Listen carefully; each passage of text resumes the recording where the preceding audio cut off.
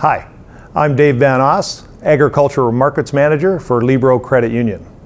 Libro is very excited to be this year's presenting sponsor for the Virtual Outdoor Farm Show. We truly hope that your farm business finds great value with this upcoming session.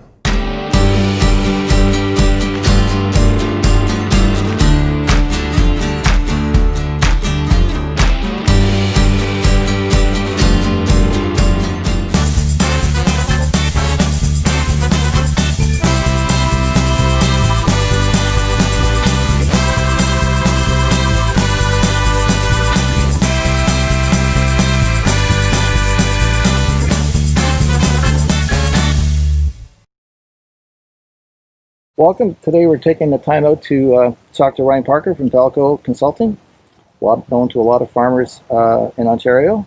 I'm Howard Culligan, Culligan Real Estate. We're taking a deep dive into valuations and opportunities for farmers in Ontario. What is the current stance and standard of valuations, and what are the opportunities?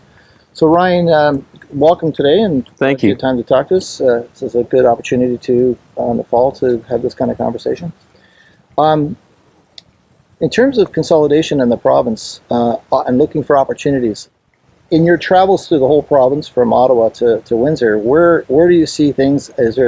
How deep is the consolidation, and is there room to expand in the future? Yeah, we've got significant consolidation kind of in the middle of southwestern Ontario down here, Perth, Huron counties, Oxford County. We have a lot of livestock consolidation in those areas. You get to some parts in eastern Ontario, there's less consolidation, some more opportunities in the future for some farms come available. There's some in the very southwest too, where there's not quite the consolidation, a lot of smaller cash croppers that potentially there could be some farms in the market, but there's definitely 5, 6, 7 counties here in the center that are heavily consolidated. I see. So some farmers today looking at the opportunity they have all the land they need, or they like to find some farmlands affordable. I know it's Alan Earl, for example. I was talking to him, and we had situations in eastern Ontario where you've got, well, pick on Redford County, $5,000 to $6,000 an acre land. But on other pockets in eastern Ontario, Kingston and further east, there's land that's $8,000 to $9,000 an acre. So some of the production numbers are sitting around 50 bushels for wheat, typically, even rely on. Soybeans, he says, are running fluently at 50 plus. And corn, settles anywhere from 175 plus or minus. So what are your thoughts in terms of amount of opportunities in that area? And do you ever have a calculation for cost production versus cost of the per acre calc? Yeah, I think there's a big spread here in Ontario now, depending on what region you're in, on crop production versus land value versus rent. There's definitely more opportunities in eastern and northern Ontario for lower value in comparison to overall production from crops, right? We're able to get a higher rate of return on those lands than we are in some of our land here in the southwestern Ontario that's 20, 30,000 an acre plus. That being said, there's different opportunities here in southwestern Ontario with equity holding and long-term rate of increases. But as far as rate of return on crop production, there's some really good opportunities in eastern Ontario in the north, and there's still some opportunities in the far southwest with higher heat units.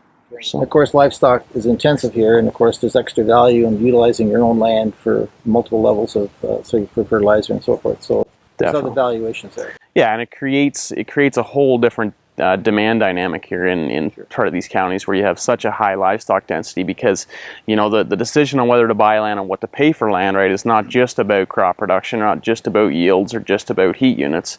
It's about manure management and feed management. So you see these valuations here as being pretty solidly in place, and of course with the generational families with succession and so forth handing down the farms, again, that's going to be a stabilizing factor, and values staying stable and maybe even continuing to increase. Definitely. Going down 10 years from now, 15 years from now? I do. I think the long-term, medium-term look on farmland, if there's no big shocks in the market for any uncertain reason, are really good, quite strong. And here in this southwestern Ontario kind of bubble, and you have it in pockets in eastern Ontario as well, where we have such dense successful farmers, right? In those areas, there's going to be a demand long term for those farms, and we're seeing that kind of push farther north, even up into Grey Bruce now, where you have a lot of the Mennonite communities going up there. That all of a sudden really stabilizes that land value market too, and it's really going to create a lot of demand there. It's not going to be a resale event in those cases. No, there's becoming less and less of those places where you have a lot of resales. So let's talk about that. So in terms of some structural changes that would cause a correction, you alluded to. So the Federal Reserve in the United States have taken a stance of lower long-term interest rates, and they're finding inflation is checked. So there's not going to be any sort of upward pressure for interest rates for some time, according to Federal Reserve and some of the other central banks around the world. So in the event that there was an inflation run, in the event there was a correction, what's the stress test here in South Ontario, even for the rest of Ontario, for some of the debt loads and some of these things that are taking place? I mean, people may have locked in, of course, but what's your feeling on the stress test, say double interest rates, so they go to 6%, just as a crazy conversation? For sure. I mean, in agriculture, leverage and the ability to be able to get debt is extremely important, to be able to scale up, to get efficient, to be able to produce enough food. And valuations on land, livestock, buildings, all very important. In any correction where we have any kind of a doubling of rates, it's definitely going to create a shock in the market, right? There's no doubt that all of a sudden balance sheets are going to have to adjust. People are going to have to adjust to that new normal. I think there'll be a holding pattern as far as land purchases go. I think we're going to see, if that does happen, I think we'll see very few sales for a period of time, right? Will everybody kind of adjust to that? As far as any kind of decrease in value or that kind of thing, that takes a significant amount of time before that'll actually happen. But I think our guys are successful enough, or they have enough ability, I think, to manage through that if it does happen. Yeah. So the solid base is already here, but even in a correction, the stability and the valuation should still hold its own. Should be there. I mean, it should be.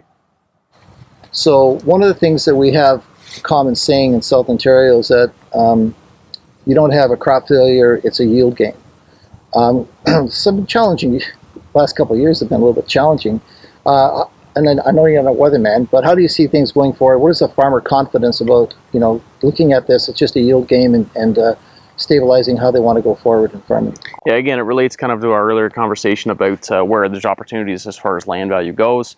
There are pockets of land here in southwestern Ontario where the cause for concern over crop failure is kind of non-existent, right? We just don't have that.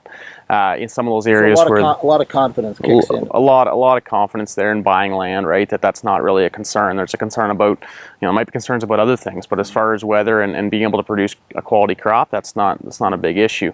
In some of those other places in northern Ontario and eastern Ontario, that's part of that risk model you take on, is some of that weather, right? So I think in those guys and girls in those areas, they take that into account when they're buying land. So Ryan, so you've been how many years in the business now? I've been 10 years, 11 years now. Good. Yeah. So do you have a database? I know you publish a document every year. There's a document published through the provinces and shows by township. Any other access to data that farmers can access going forward? I think that study is kind of the main thing I kind of publish publicly. There's a lot more that we can do in-house, along with you guys, with doing any kind of research with regards to return on investment, where land values are in certain areas, and people can contact us direct for that. Good. So just to summarize, stable valuations going forward. In market corrections, there will still be continued stability. And the crop production, the confidence around crop production has been very positive, and there's a lot of confidence. And of course, we have a lot of amenities here in South Ontario. We've got lots of equipment dealers and a lot of, if you look around other countries, this is like one of the premier locations in Ontario for amenities. Definitely. Not to mention good real estate companies. Yes. Anyway, so today we've been coming to you live from the Digital Outdoor Canadian Farm Show here in Woodstock. You're welcome to join us in a live chat. Ryan Parker will be available and I'm available, so feel free to dial in and call us. And thank you for joining us.